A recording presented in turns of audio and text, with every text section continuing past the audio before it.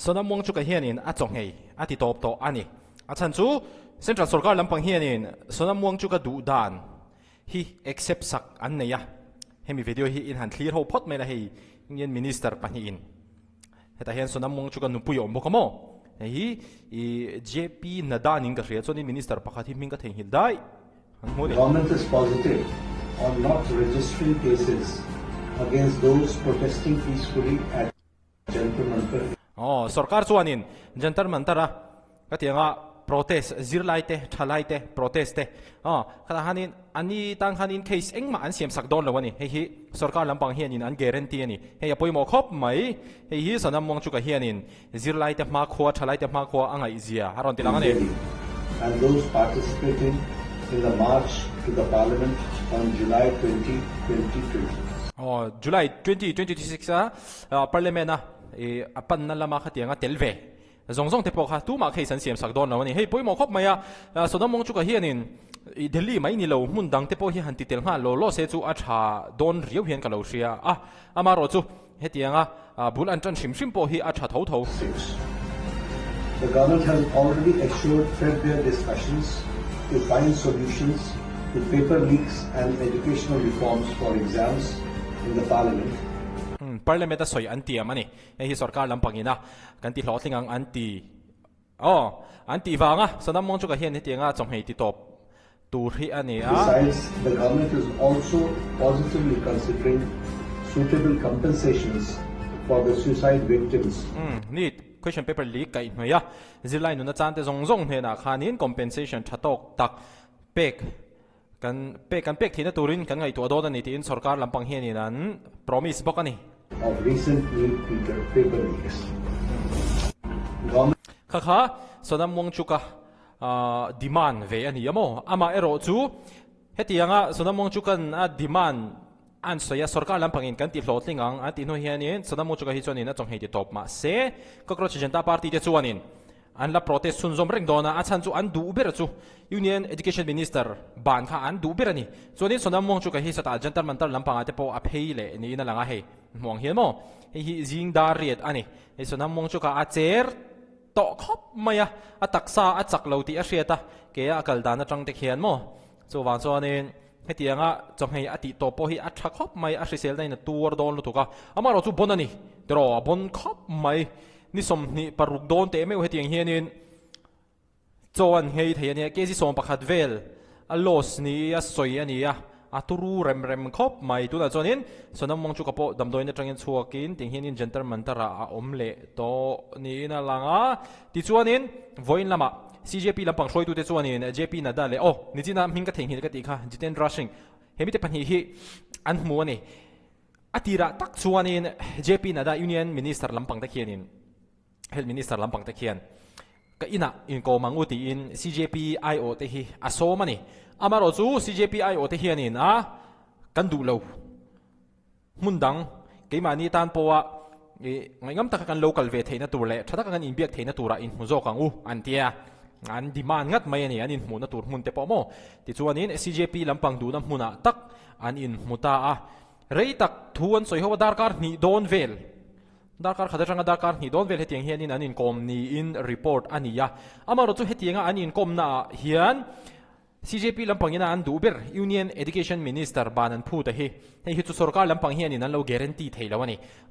kan share chan tur chu sonam mong chu kana a chong hei ti top na a demand le CJP cockroach janata party te na an demand kha a in ang lawani kha kan she sang do ni apoi mo khop mai ti chuanin CJP lampang ta hianin a meeting atang khanin union education minister ban kha an phut khop maya naktuk thleng hi CJP lampang zonin deadline an pe ani hun an pe hudan petai ang rengkhop mai sarkar lampang po man mota kan chet ve angai don ani ti chuan compensation need question paper leak kai hnoya need candidate thi zongzong te chung te hna compensation chuan no attack on students zirlai thalai protest zongzong te be to lo be ani to lo nan hetiang hianin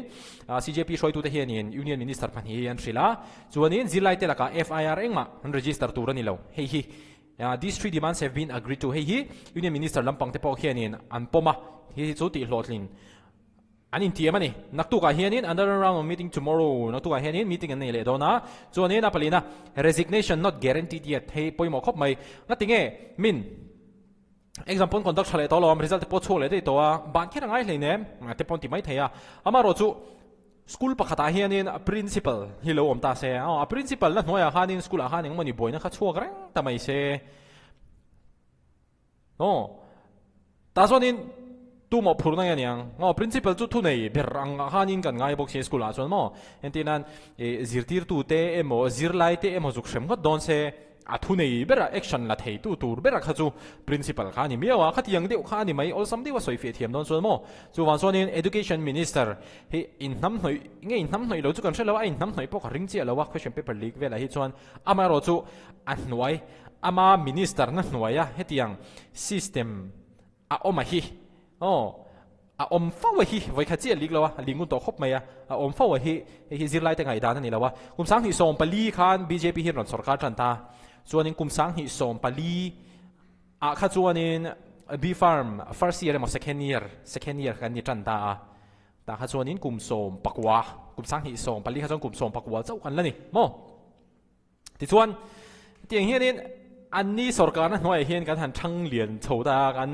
thật lai hun vàng lai hun zong zong khai kan mang ra ta chu wang chuanin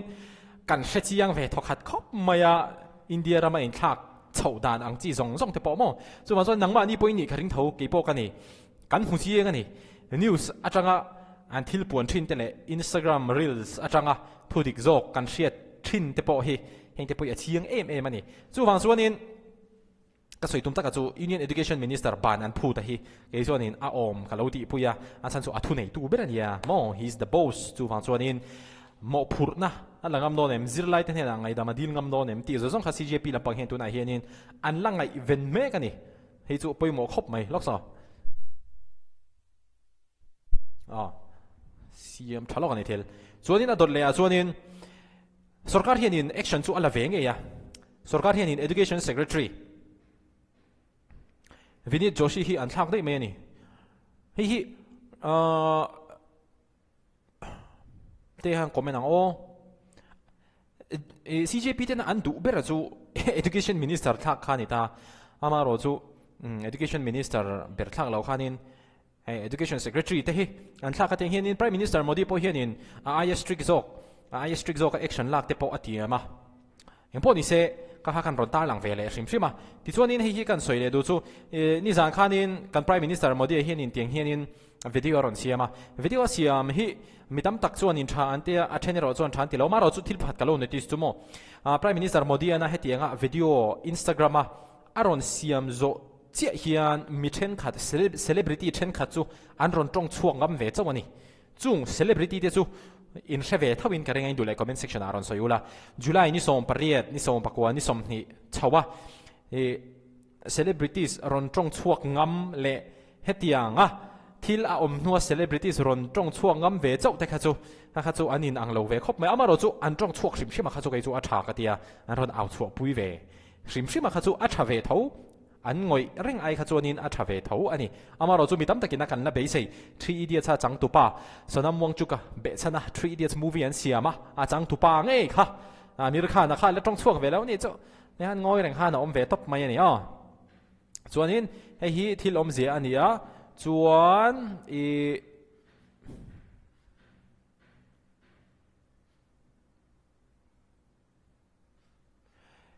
CJP lampang te hianin hetianga pumodi a thu soi hi enge an ngai dan kha an zot ni nge turani CJP lampang chuanin fast track court din te kha chu India rama po fast track court tam tak din ani towa pongsul case te po tam to ma tin case pending atam ma hatiang case an chui chu zo hlei theilo engma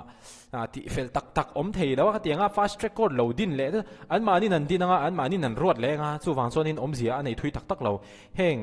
i random solution ai hi chuanin kan du a hi minti hlotlin sakse kan lo mangtin cockroach Janata Party hruai tu te chuanin pumodia reels ron siam mo ni zana reels ron siam hi an react ta ani khatiang khan ti chuan adol le hen enge ti chuan Uttarakhand Technical University anin question paper leak alo om le a heta hian mo hemi awang hianin semester exam te po an cancel ni na langa chuanin hei Punjab apo hianin pharmacy exam paper leak te po lo om ni ngei turani university hianin an chui chen hian hemi Uttarakhand Technical University an chui chen hian hei external exam setter kan tiang chi university chuk ni lo heta institution danga mi dei exam question paper set tura an vaso ma kha pa emo khanu khanin alo ti leak out ni turani khatianga alo ti leak out kha final question paper hanin aron langle chi boxia chu van sonin India rampuma hianin education system hi chu siam that angai tak mek mewani te hi achiang khop maya hei chu thil chiang takani hei ha voina kan han rie kan han update thei te chu ani nakina atul om chuanin kan ron update le zel don ania khati zong kha tun chu mata ni se video la ngai mulai thep doni